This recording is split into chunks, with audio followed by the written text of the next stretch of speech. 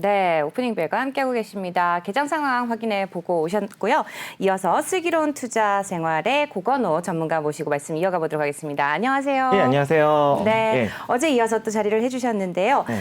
우리의 코너 제목이 바로 슬기로운 투자 생활이잖아요. 그렇습니다. 슬기로운 투자 하면은 바로 또 슬기롭다라는 단어를 하면은 생각나는 게 바로 에너지 전략이 아닐까 그렇습니다. 싶습니다.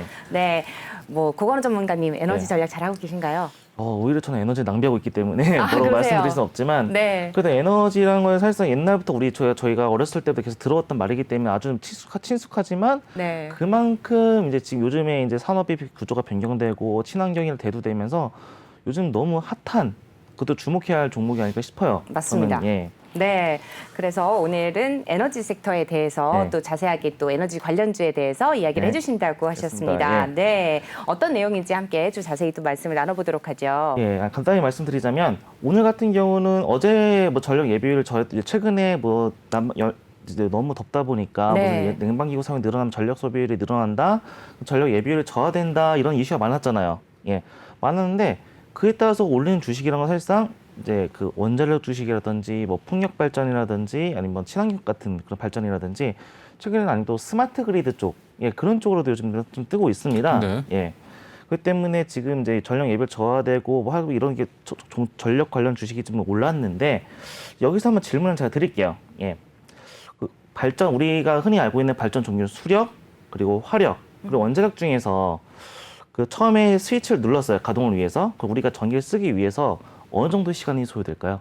저기 지금 나오네요. 지금 나오죠. 제가 준비한 건데. 네. 근데 수력은 그냥 뭐 밸브만 열면 되는 수준으로 10초에서 1분 정도 소요 걸리고 화력은 최대 출력까지 4시간, 최소 4시간입니다. 원자력은 빠르면 1일이지만 기본적으로 3일 이상은 잡고 가야 한다고 합니다.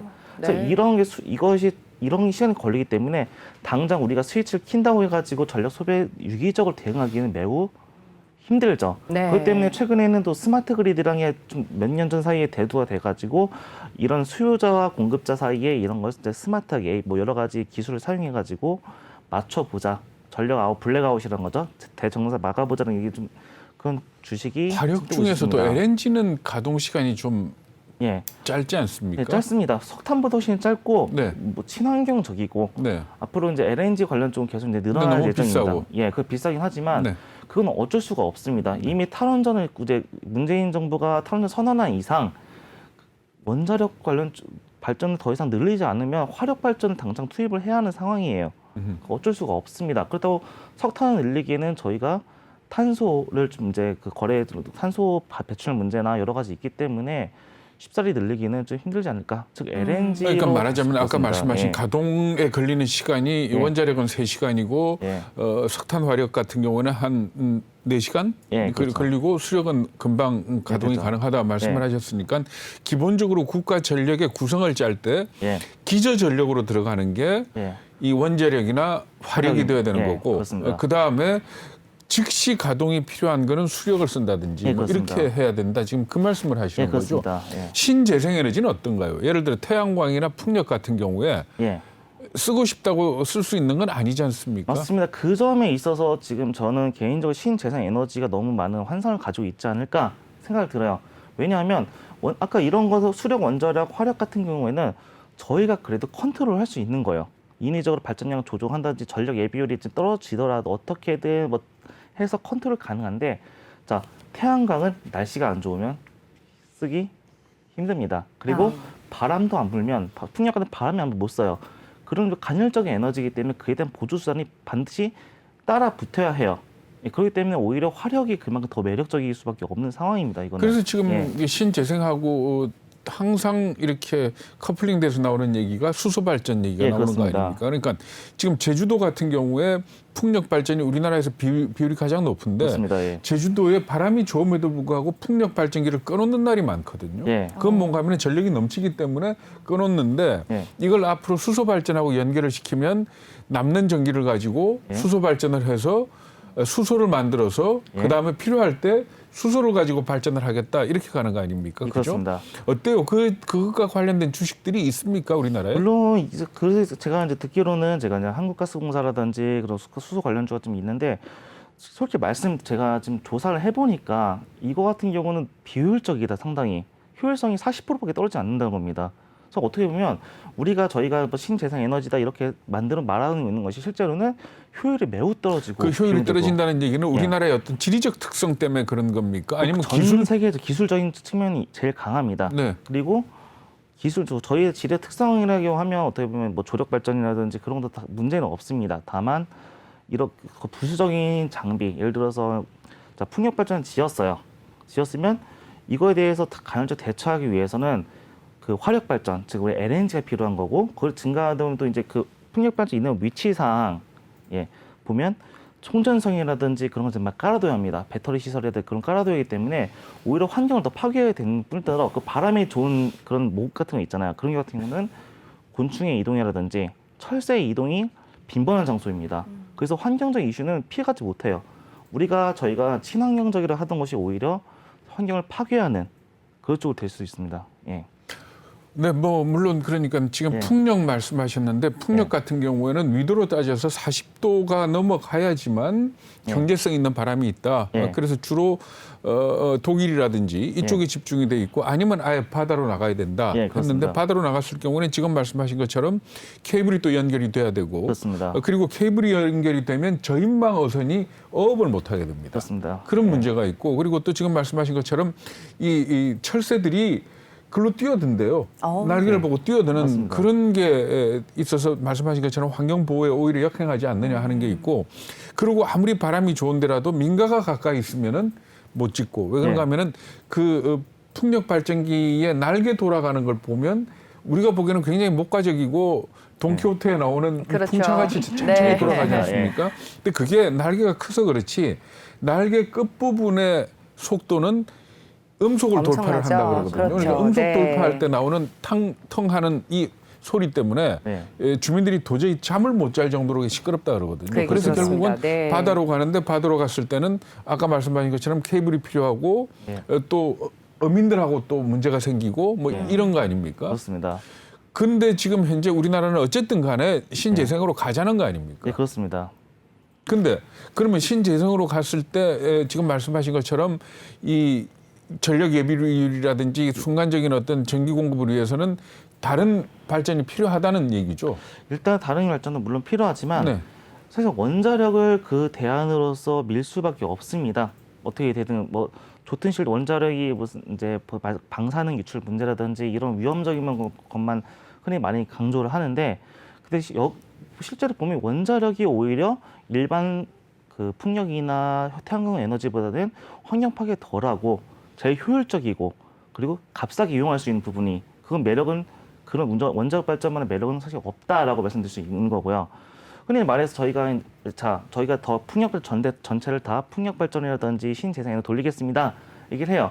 그럼 그 전기 요금이 2~3배 이상 오릅니다. 그것도 질이 안 좋은 전기가 될 수 있습니다. 하면 부담하시겠어요?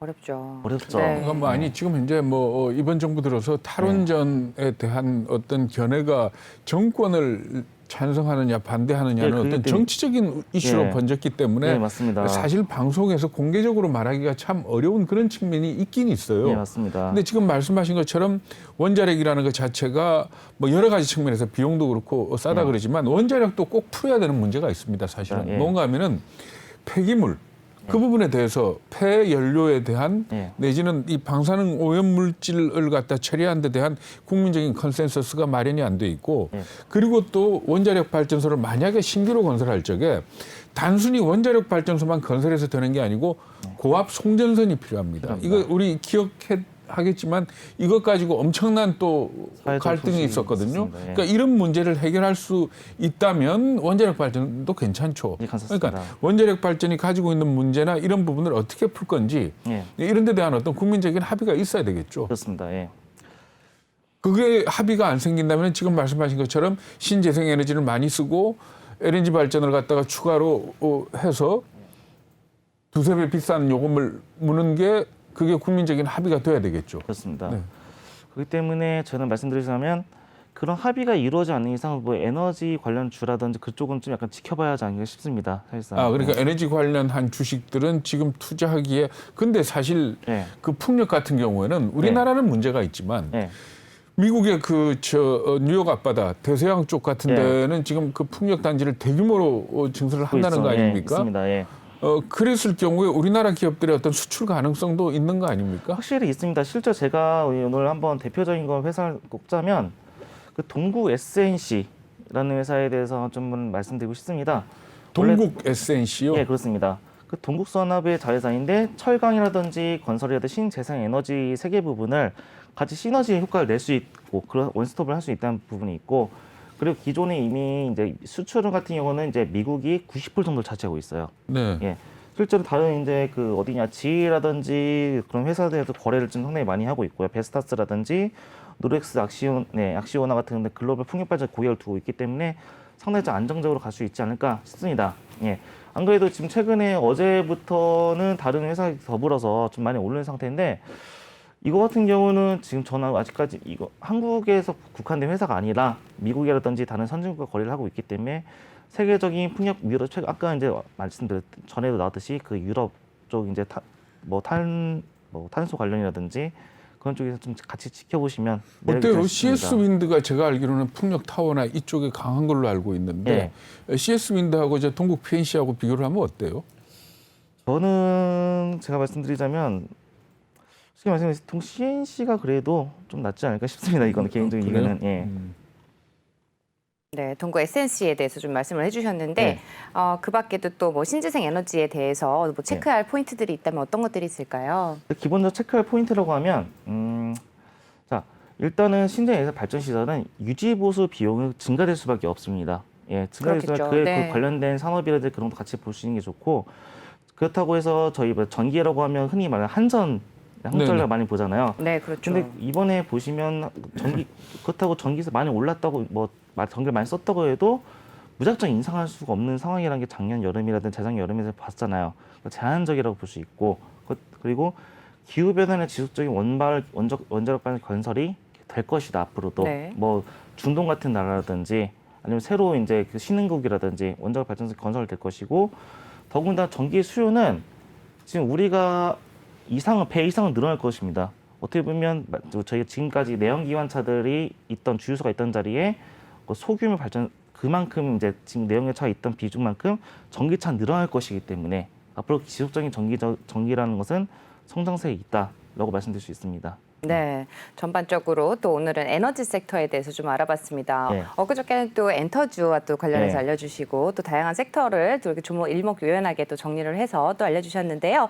끝으로 저희 오늘 장에서 또 오늘은 그래도 장이 좀 좋은 편인데 끝으로 또 저희 투자자분들을 위해서 투자 전략이라든지 뭐 고건호 전문가님만의 가지신 노하우가 있다면 한 말씀 해주시죠. 저는 오늘 이제 여기 메뉴가 슬기로운 투자 생활이잖아요. 그렇죠. 너무 그렇게 어렵게 생각하지 말고 일상생활에서 일어나는 것을 좀 더 관심을 가져보자라는 식으로 뭐 전개 나가는 게 제일 좋지 않을까 싶습니다. 네. 너무 어렵게 일하는 중에 차트를 보는 거 중요해요. 물론 제일 중요한 거지만 그래도 본업을 하면서 생활 속에 어떤 게 내가 투자할 수 있는지 어떤 회사가 마음에 드는지 주식이란 것도 이 회사가 뜰 거라는 믿음 그런 것도 중요하지만 내가 이 회사를 응원하고 싶어. 이런 마음이 중요하지 않을까 싶습니다. 네. 장기적이든 단기적이든 그것이 저희 투자자의 현명한 자세가 아닐까 싶어요. 네, 어떤 말씀인지 너무 이해가 갑니다. 내가 집에 있는 전자제품은 어떤 것을 사용하고 있는지 혹은 내가 먹는 식품은 어떤 것을 먹고 있는지 이런 것들을 하나하나 살펴보다 보면은 투자의 길이 열리지 않을까라는 생각을 해봅니다. 오늘 도움 말씀 주신 분 고건호 전문가였습니다. 말씀 고맙습니다. 네, 감사합니다.